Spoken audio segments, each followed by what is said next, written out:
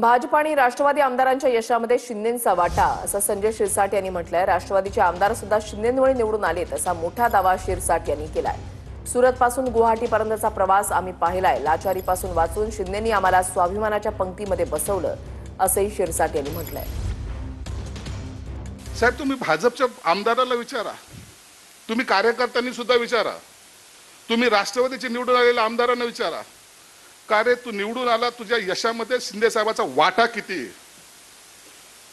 शपथीवर जर त्यांनी सांगितलं ना, तोंडशील साहेब शिंदे साहेब होते म्हणून निवडून आला असं नाही बोलला ना, तर नाव बदलून ठेवेल मी। कारण की अंदर की बात मुझेही मालूम है।